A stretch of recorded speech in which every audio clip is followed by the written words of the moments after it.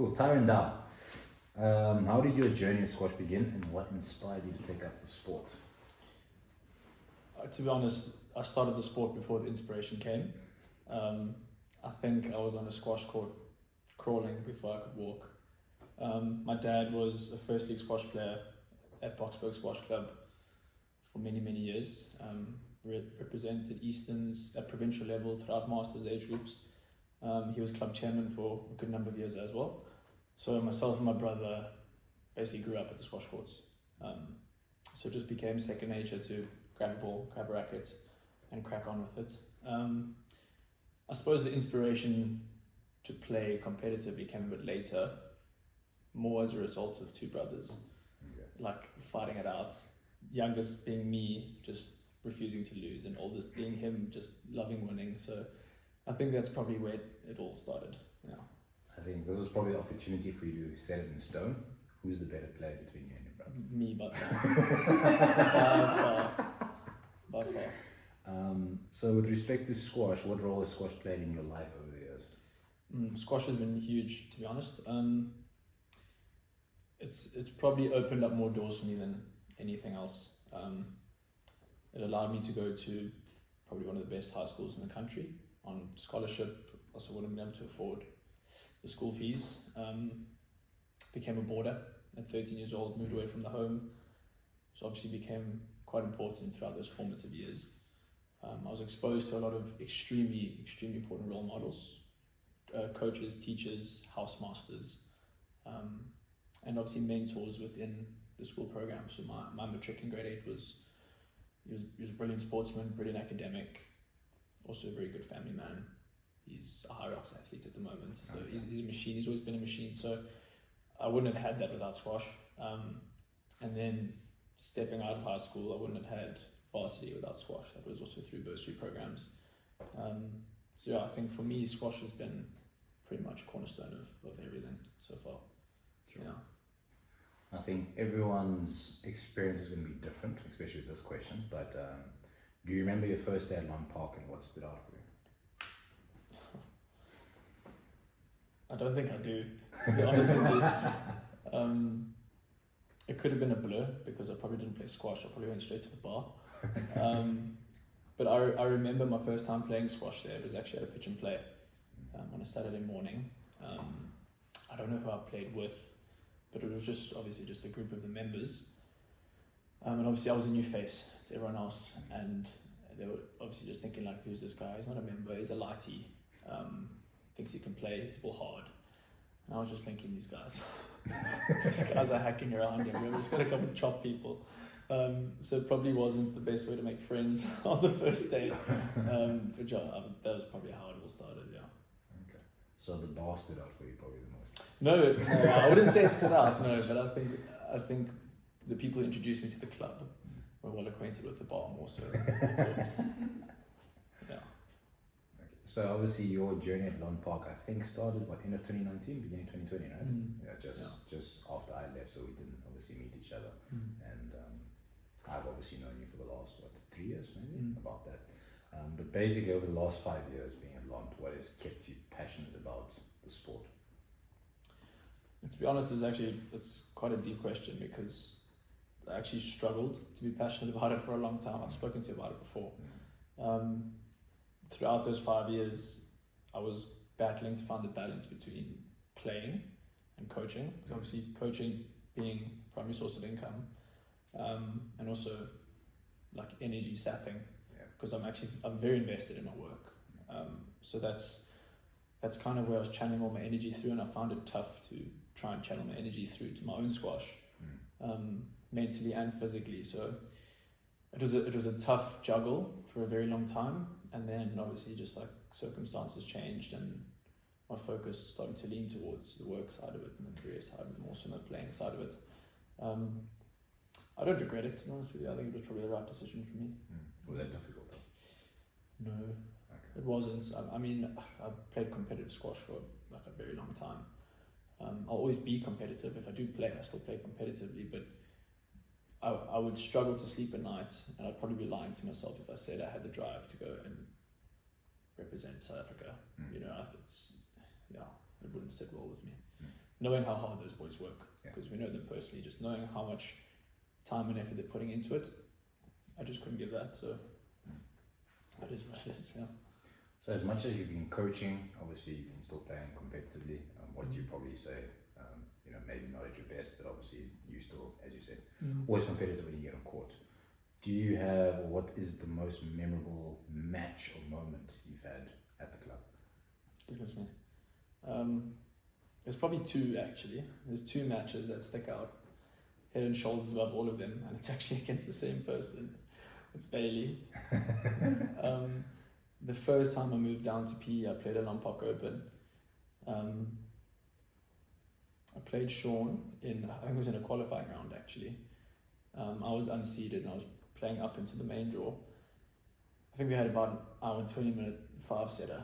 It was monstrous, and obviously no one knew who I was at the time. I was still new to PE. Bailey is obviously club legend and everyone loves Bailey. It was just an absolute dogfight for an hour and 20. It was brilliant. And then the other one against Bailey was also a Londt Park Open, the open section, not the PSA section. We played up on court 9. Probably similar story, about hour 20-minute 5-setter. There was blood, there was tears, diving, taxis, flicks, strokes, no lets, the works. It was everything. Lots of chatting between points. It was just brilliant, and I think the club loved it because I don't think they've ever actually seen us playing against each other like that on a main court with cameras and stuff. That was cool. That was probably my favorite one. Yeah. Who won those? Me. So yes, Sean hasn't had an opportunity to defend himself there. So at least we know who got the better of the other at that time. Over the last 5 years, how would you say the club has evolved? While you've had a big part to do with that, but what are the things that stick out to you where you say the club has evolved in terms of people and facilities and just everything? Yeah, look, I think like Londt Park is such a big machine. I think it's the biggest club in the country in terms of membership base, and the second biggest in terms of facilities. So like there's a lot of big cogs in that machine that are forever turning, so it's always going to be evolving. But I think for the inputs in the areas that we've had, like we've renovated the bar. Obviously the bar has always been an important part of the squash club. We never had the most welcoming bar, like in terms of the environment. Always a nice bar to be in because friendly people and in that sense, but it was very closed off. It wasn't very big. We couldn't really accommodate the amount of people that we should be able to accommodate. So we, with the committee at the time, set out the challenge to renovate the whole bar. Pretty much blow up all the walls, redo the back of the bar to make it a bit more visually appealing, and I think it's been brilliant. I think the whole club has a different feel. In terms of the work done at the courts, I remember one December, I don't know how many years it was now, probably 2 or 3 years ago. We spent our December, so I think the club closed just before Christmas and opened up second week of Jan. So we had 2 weeks in the December holidays where we literally just took angle grinders and hammers and chisels and sandpaper and anything that we could find that was hard and heavy that could break walls. And we pretty much broke down all the ugly coloured blue walls that we had, exposed the brick. Our maintenance man bought the angle grinder, cut all the marking chairs out, put them to the side of the courts, because it used to be like pretty inconvenient in the middle of the court. And it wasn't pretty to look at. So we spent 2 weeks pretty much playing in the mud and rebranding and refacing that whole complex. And I think if you walk into the complex now, it's actually quite nice. You walk into it and you're like, bloody hell, they've actually done quite a lot of work here. It looks good. You get excited about being there instead of just being like quite dark and dingy and old, because it is an old complex. So it's a struggle to keep it up to date. We've done well, to be fair. Oh, we've done very well. I think with respect to facilities and stuff, you've mentioned you've obviously grown up in Joburg, so you played league there. You've been on Knights tour, so you've obviously seen some of the best clubs in the UK or around the world. You've done Jarvis or Growth Point for so many years, so you've been to so many clubs around the country. What makes Londt Park very special compared to all the other places? Look, yeah, I've played a lot of very special places. Londt Park's obviously different for me because I've been here for so long and it's very homely. But I think everyone who comes to the club has a sense of comfort and homeliness. It feels very normal. Like if you go to Western Province, it's high end, obviously. I suppose it may just be my upbringing, like I'm normal. Yeah. I'm not really used to being in the high ends. So it's very accommodating for people from all walks of life. It's a comfortable space. It is spacious. The people are normally very friendly, normally, unless they've just come off court. So yeah, I think as a whole, it's just very comfortable. Yeah, it's probably the best word to describe it, to be honest. I wouldn't disagree with that. So you say you've been at the club for obviously quite a long period of time. Probably one of the places you've been at the longest, probably was squash member. Yeah. Through or during that time, who have been some of the most influential players or just mentors that you've actually met at the club? It's a difficult question. To be honest with you, probably the guys that I played first league with in the beginning. So Rudy, Sean, Brian, Graham, I'll probably name the four of them. Also just because married men run their own businesses, look after their wives and children, and manage to balance everything around it and still have time to be at the squash courts. And when they're at the squash courts, they're tough as nails competitors, love nothing more than being there, very approachable, very honest. Just the way they conduct themselves, not just amongst the friend group, but to everyone else around them. I think they've set a really good example for youngsters like me that are coming through at the time. I probably would say them. Yeah. No, I think that's very true. As you said, it shaped you in terms of also decisions that you've had to make. Maybe not say you put business first, but obviously, you still want to compete, but also, take care of, things at home. So that's obviously been quite important. I've got a small list of achievements, and I said, which are probably... It is small. Small, which are probably incomplete. So I've got here, and these are just things I can think off the top of my head. So EP Men's Captain, Londt Park Club Captain, EP Men's Racquetball Champ, Londt Park Racquetball Champ. This year, the first time, you are a first league squash winner. And also multiple times you've obviously won Super League. And I guess if there's anything that I haven't mentioned there, what achievement in squash, I guess, are you most proud of while you've been at the club? While I've been at the club? The first league one is interesting because I played first league for 13 years, since I was 14 years old. Never won a first league in my life. Obviously been at Londt Park. Londt Park's won a lot of first leagues, but I was always the sacrificial lamb playing in the other team. So yeah, that is it. Like, it doesn't hold much weight, but it was pretty cool. 13 years of playing first league, winning a league was nice. I think representing your province is always probably up at the top of the list. The fact that I was chosen as captain of that squad I wasn't expecting it, because we've had a couple of older heads that have led the way for a long period of time. So the fact that they trusted me to take on that mantle was quite special. Yeah. So that's obviously some of the positive things.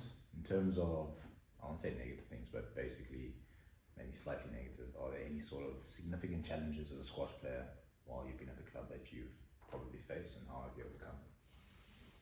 I'm sure COVID was also probably a tricky time. Yeah, COVID was a tricky time. COVID was actually the reason why I moved to Londt Park to coach full time, because I had a job previously that had squash courts at the facilities that I was working out of. And then being a provincial player, we were the first wave of players allowed back at the club. So just from that COVID time, I was spending a lot more time at the club, and I could obviously work throughout that time, which made a big difference to me. I don't know, other challenges, I think I struggled with my body, just my feet. My feet, I just can't use them anymore.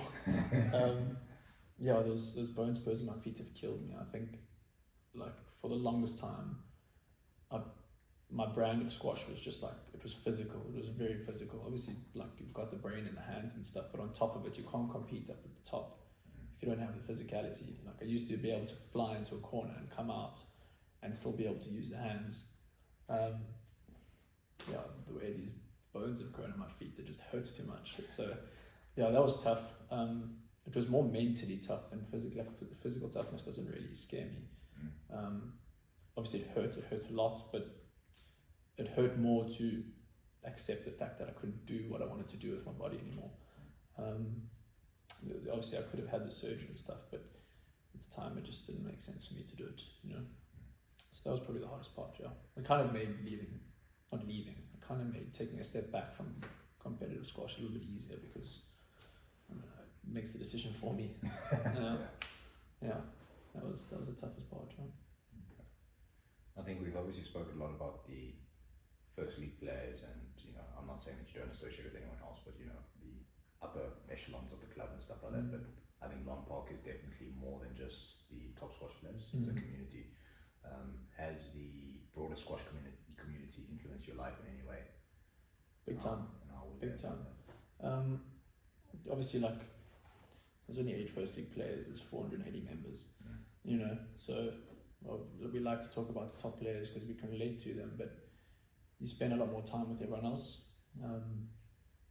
You never see a first league player sitting at the back of a court of 2 first league players playing squash. I'm sick and tired of watching you play squash, dude, you know, but you do see the 8th league, the 9th league, the ladies' 3rd league. Like, you see them sitting at the back of the court watching, learning. They'll come up to you, they'll ask you questions. So just, I suppose, being comfortable at Londt Park, which was obviously the culture we're trying to create, and me spending enough time at the club and seeing so many faces, being approachable enough to them to come and ask me questions, that's been a treat. Being approached and given access into people's lives, being allowed to influence the way they play squash, the way they look at sport. Because being a coach, obviously not just coaching the technical side of the game, it's all encompassing. I've met a lot of very, very good people. Two girls that come off the top of my head, the 2 sisters that I've only come to coach fairly recently, but I have to coach at 8 o'clock in the morning and I hate it. But I would only do it for them because they make it so worthwhile. So yeah, just being able to add value to those people's lives, and obviously I appreciate their input into mine as well, because they're from all different walks of life, different family situations, different work situations, the sacrifices they make just to be at the courts. I've learned our lessons about it for sure. Yeah. With respect to, I guess, I'll say approach to squash, but particularly do you have any sort of philosophy or mindset that you've developed basically on court that also applies off court? I want to put words in your mouth, but what are you going to say? Yeah, I'll choose my words wisely, yeah, because we had a conversation about my philosophy on court. I don't think it applies much off court.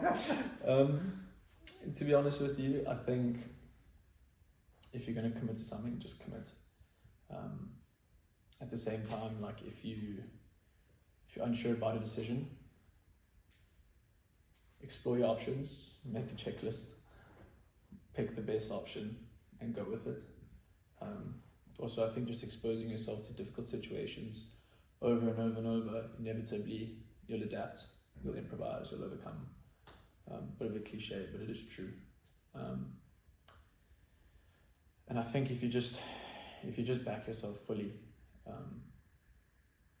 if the outcome's not what you wanted it to be, at least you have that like gratification of knowing that you gave it all. You know what I mean? Which is fun. There's lessons to learn in that. Yeah.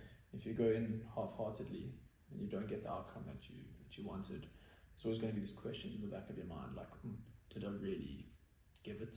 Yeah. You know? That's probably not the best way to fall asleep at night. Yeah. Okay. So in terms of looking ahead, we obviously are going to lose you to the UK. But what excites you most about this new chapter in your life as you prepare? There's a lot of things that are exciting. Probably the most exciting thing is obviously moving to a different country together with my partner. It can only be an exciting thing.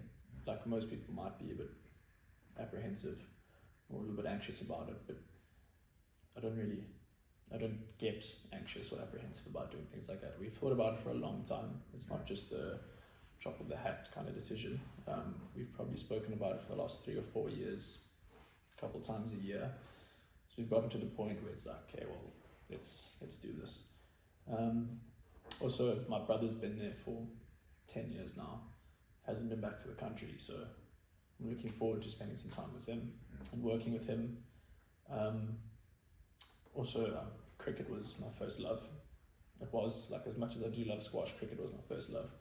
So it's going to be nice to be back in that field, that sphere. It's still competitive, obviously. I still have the ability to work with the kids and adults and hopefully teach them a thing or two. So yeah, I'm just looking for a little change of scenery and a different challenge. Not that needs to be harder or easier than what challenges I have now. It's just different.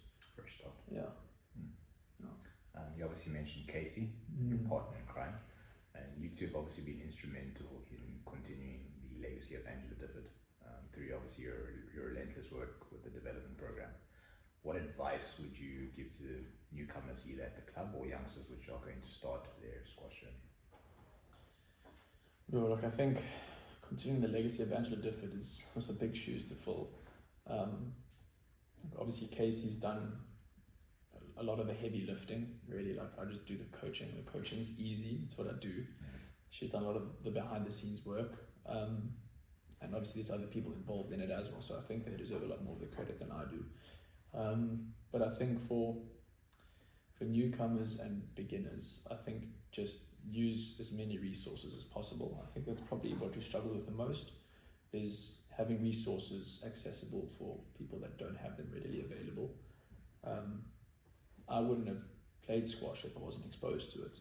You know, most of us would be the same. The only reason we got caught up in this is because we were exposed to it, either pushed to it by friends or drawn to it by friends or family, your dad, your mom, whatever it may be.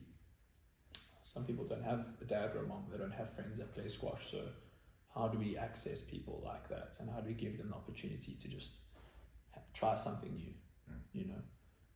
Even if it's not with the intention to make them an SA champion, it's just provide them with a safe space to do something that they enjoy away from every other stress that they have, you know, because a lot of the kids that we work with, like, it's so hard to think about what they are doing day in, day out. So for them to be at the courts in a safe space, with not a care in the world, just laughing and playing, you can't really ask for much more than that, you know?